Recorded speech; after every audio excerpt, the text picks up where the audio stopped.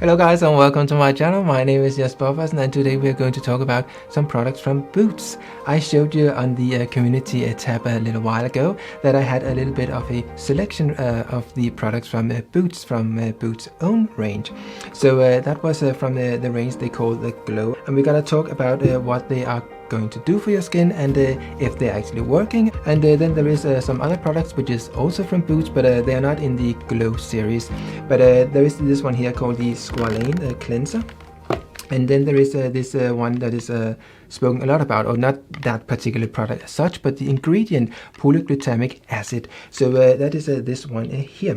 So we will have a little look at how they are working. But two of these products here, they are to take away dirt and grime and makeup. So I thought I would just put a little bit of makeup on my hands, because there are two products here. We have the Squalane Cleanser here, and we have this cleansing stick here. So it's kind of like if we compare them.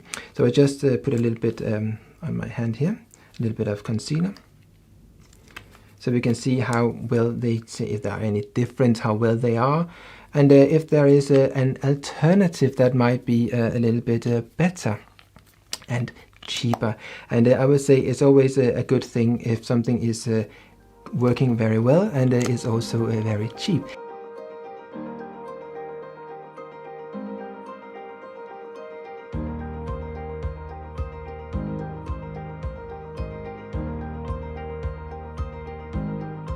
And then we got a bit of some mascara on here. That is the one from Rihanna. I had that lying around, so just try a little bit on here. So we just let it dry for a little while, and it kind of like, it looks like this at the moment. So we just let it dry a little while we're talking about the other products. So we can give it a kind of like a fair trial. So if we are looking at the moisturizer, for example, then the moisturizer that is oil based, so that is fine with me. It is a mineral oil, and the product I normally use has a mineral oil in it, and I think that works really well to keep a moisture in your skin. So there are some other ingredients in this moisturizer. We can just have a look at it, and I can have a little sniff at it. You can't, because well, things aren't that advanced yet. So I can just say that this stuff here, it has a strong smell, and I would say either you like it or you don't like it. It is very much kind of like a bubble gum or something like that, but it has a sort of a white color, and it really, I mean, to begin with, it kind of like, it's a fun smell, but if you don't like perfume, I would say that this is not something for you. I think this sort of smell, I think they have some sort of younger person in mind, someone that is maybe starting to getting into skincare. I think that it's fun to have a nice bubblegum sort of smell in the product. I think maybe as you get a little bit older, you maybe are not that, you don't like that much. Maybe some will, of course, but I just think a lot of grown-up people, they would say that this is a way too bubblegum kind of like, and you might get a bit used to the smell, but it might be that other people around you will be continuing to be able to smell it, because sometimes you kind of like get immune to a smell once you have put it on. So I would say a lot of these products, they have this sort of a smell, and it is a mineral oil based cream, and I would say it actually works rather well. I wouldn't say that it's greasy. It kind of like it does the job.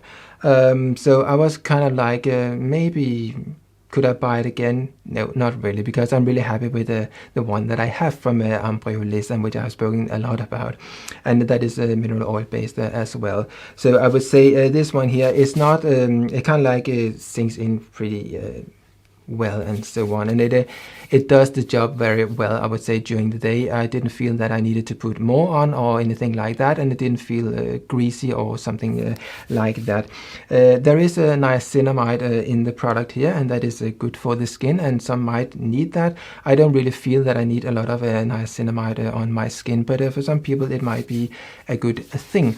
Now there is something else in the product, and that is something called Alpha-arbutin, and that is something that will help your skin to stay kind of like it brightens the skin a little bit, so it makes it a little bit more white. So if you have like age spots and that sort of thing, or it might be some sun damage and all those sort of things, that is what Alpha-arbutin can go in and help with. So it kind of like will lighten that sort of discoloration. So that is one of the things that are in the product. There are a lot of other common things in the product that you would usually find in a nice moisturizer, but how much is there in? Is there enough in it to make a sort of a difference? I would say for the price tag, maybe there isn't enough in it in order to make a huge difference. But I would say it felt nice on the skin, and if you're trying to just get into some sort of moisturizing and you don't mind a sort of a bubblegum sort of smell, I would say it's a nice product. I really have nothing bad to say about it as such, apart from the smell. So what else? Well, one thing you would use before you go in with a moisturizer is something like a tonic. So they call it a glow tonic or a radiance tonic.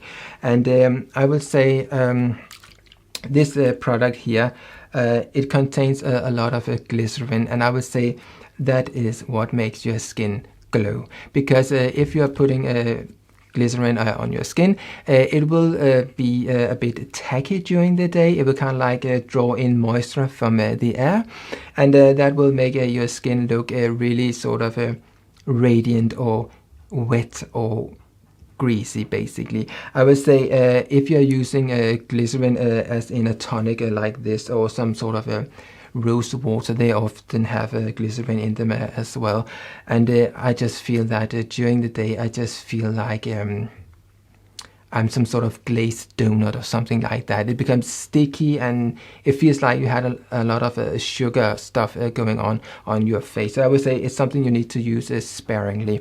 So what I normally do, and again this one here, you can't smell it, but I can say it smells like bubblegum. It smells exactly like this one here.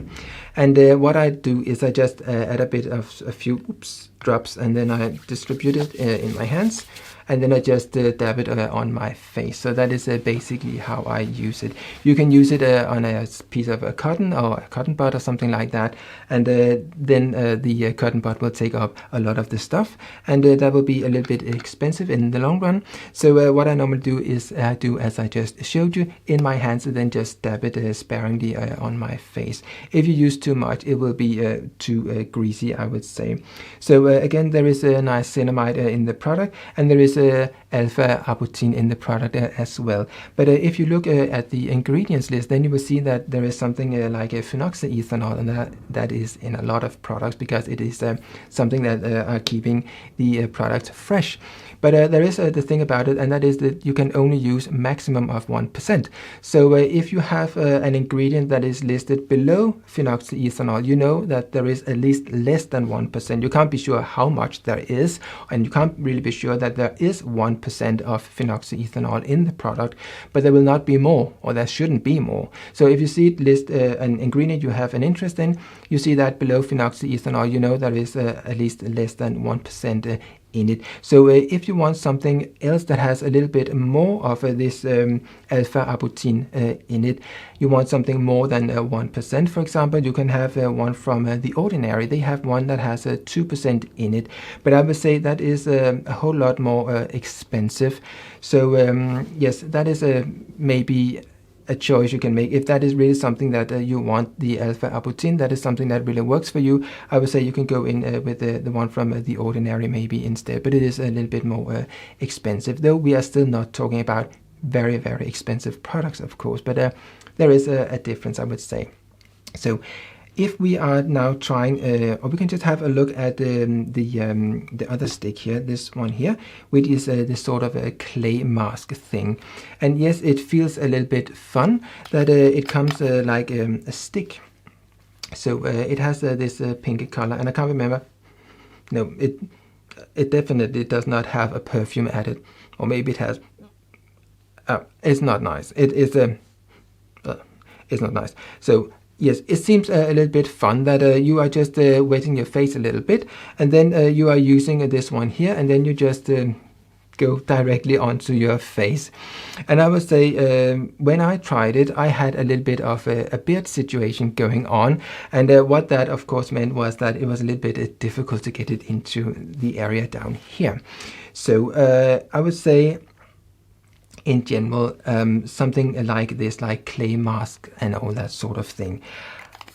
I tried this one here, but really I haven't used a clay mask for 20 years or something like that. I mean, when you use a clay mask, it will draw out impurities and all that sort of thing.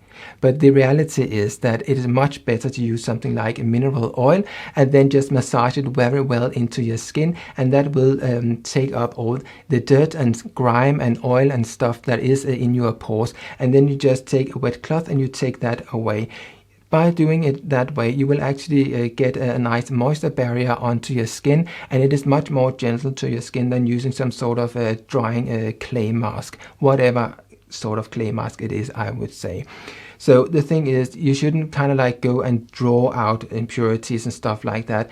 You should rather treat your skin well, and then the impurities will over time come out and your skin will clear up. If you're using something that is taking away moisture basically from your skin and oil and disturbing the moisture barrier, it is not really good. It might look spectacular if you have a little bit of a greasy skin or something like that, and you use this sort of mask, these clay mask, and immediately afterwards it will look like, oh, you've really cleaned the skin. But I would just say in the long run, that is not the way to do it.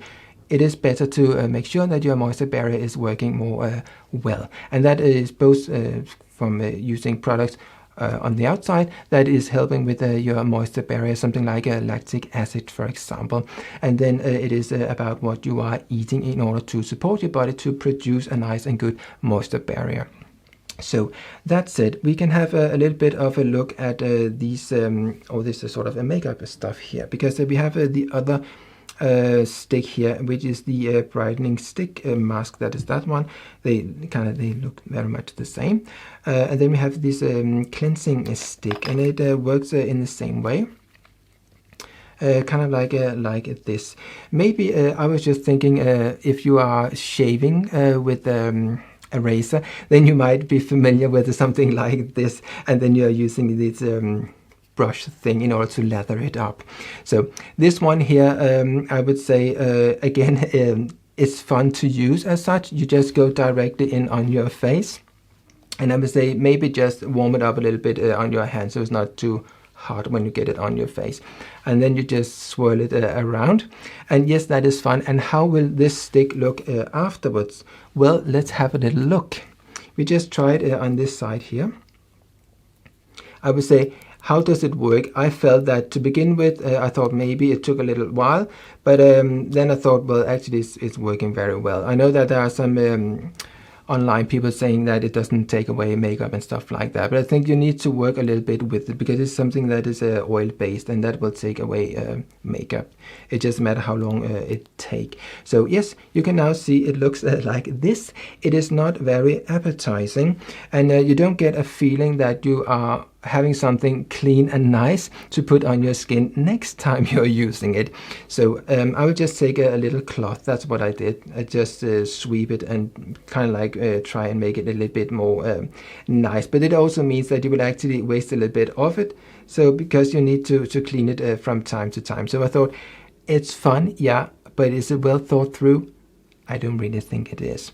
So I would say it does the job. And if you just open the other one here, the Squalane Cleanser, and put that on the other side, I would say this one here, it's more like some sort of standard cream cleanser. And we just add a little bit here.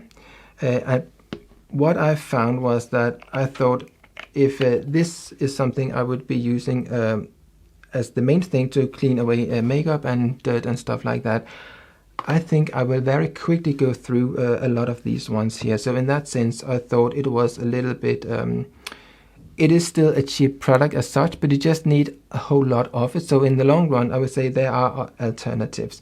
So if we look at the difference between the stick and this one here, so we have this one on this side here, and we have this one here on the other side.